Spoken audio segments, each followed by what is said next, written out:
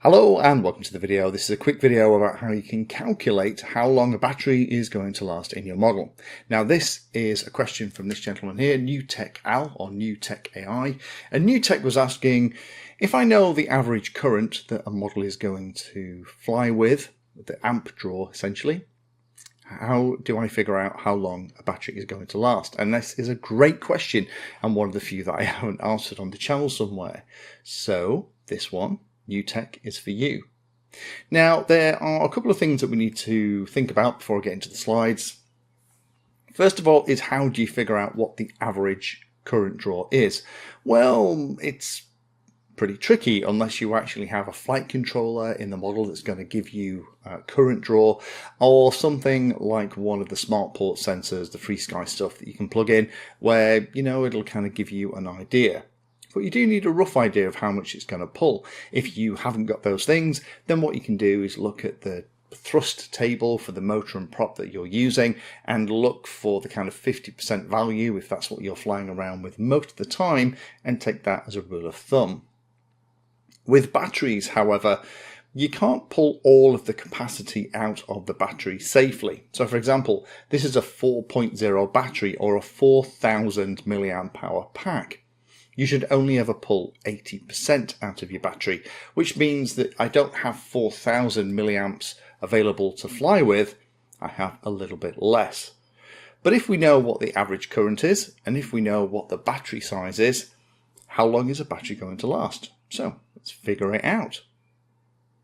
So in this example from New Tech, he wants to use a 5000 milliamp hour 3S LiPo battery, and he thinks the average current draw is going to be a nice healthy 60 amps. How long would that battery last? Well, let's do some basic stuff. First of all, as I said, we can't pull all of the capacity out of the battery. LiPos get very, very unhappy if you do that. You should only discharge a LiPo down to a minimum of 3.5 volts per cell. And if you take out 80% of the battery, you'll be around the 3.6, 3.7 volts per cell range, and you'll be safely outside of going below that 3.5 volts. So if we can only pull 80% of the battery, then if we find what 80% of 5000 milliamp hours is, then that means that we have 4000 milliamp hours available in this particular example. Once we know that, then we can use some simple maths, because actually the milliamp hour that's on the battery is two things. It's showing us both the milliamps, which is the current rating, plus the time in hours. So it means that if we pull 4000 milliamps or 4 amps out of this battery that has 4000 milliamps available, then it would take an hour to be at the point where we consider it discharged. However, if we double the current that we pull from it, guess what? The time to empty the battery halves, so it goes from an hour to 30 minutes. And if we take that another step, if we double it again and take it to 16,000 milliamps or 16 amps, then time halves again down to 15 minutes. So you can see here, bearing in mind that we want to pull 60 amps from this, and it's going to be empty in 15 minutes if we just pull 16 amps, we know it's not going to be a very big number. So how do you work it out then if you know the different numbers? And this is the formula. It looks horrendous, but don't worry about it. This is one of those times when you were a kid at school and you were doing algebra and you were telling your teacher that you're never going to use this in your day-to-day life. You know what? This is one of those times that kind of shows that we were probably all wrong, because this is exactly how you figure it out. First thing you need to do is get the capacity in milliamp hours and divide that by the average current, and then multiply it by 60 because we want it in minutes. So in this case, we divide the 4000 by the 60,000. So the 4000 is the available milliamps that we have that we can pull from the pack. The 60,000 is the current, the average current that we think we're going to pull, which is the 60 amps.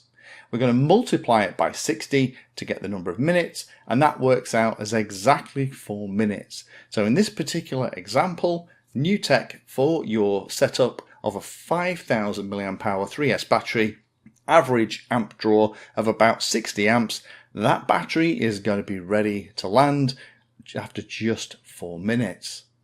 But that, I guess, is only half the question. So let's carry on a little bit more. The next question I know I'll get is, well, how can I increase the flight time? And there's two things that you should be looking at when you look at this. I would recommend that you go and have a look at my motor and prop series, and we're going to talk about efficiency in a minute. But the first thing that most pilots tend to do is, well, I'll get a bigger battery. And that's absolutely something you can do. Rather than use a 5,000 milliamp hour battery, use a 10,000 milliamp hour battery. Because if we double the rating of the battery, then we're going to double the amount of time from 4 to 8 minutes. But that adds an awful lot of weight, and that increased weight means that we actually increase the current draw as well. So you can't just double the battery milliamp hours and expect to get twice the flight time, because the model is going to be so much heavier. Now, the other trick that we can use in situations like this, and you'll see it in lots of the big models that fly for a long time, they're typically flying on 12S packs, usually two massive 6S batteries connected in series. Now, the reason that is a nice idea is that the wattage or the power that the motor needs is amps times volts. So if you increase the volts, the amps go down. It still uses the same amount of power. However, of course, you do need to check that the ESC and motor setup can handle the much higher voltages. Things like 12S ESCs and things like that tend to be more specialized and slightly more expensive things to do.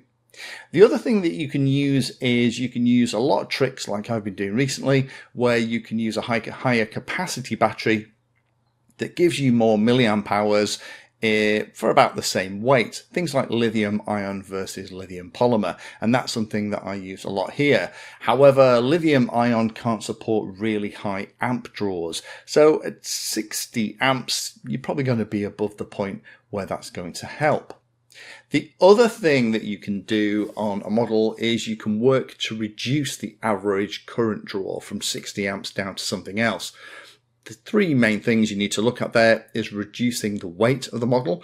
A lighter model will need less power to keep it in the air, reducing the drag on the model, and also using a more efficient motor and prop setup. And that is one of the big keys. I would recommend that you go and have a look at my motor and prop series. I'll put a link in the description below. That explains in lots of detail how you can create the same thrust and same pitch speed pretty much, but use a fraction of the current. And there's probably a combination of those couple of things that are going to help you get a longer flight time. Personally, I would look at increasing the battery voltage to reduce the current flow and making sure I have the most efficient motor prop setup on there, and that will help extend your flight time. So hopefully NewTek Al or NewTek AI, that answers the question for you. That's how you work it out, and those are a couple of tips and tricks that you can use to stay in the air for longer. Thank you for spending your time today watching that video. You can find me in all the usual places on social media, and if you're trying to learn about a subject, then check out the playlist. All of my videos are organized into easy to follow playlists that if you're trying to learn a topic will take you from the basics right the way through to some pretty advanced stuff.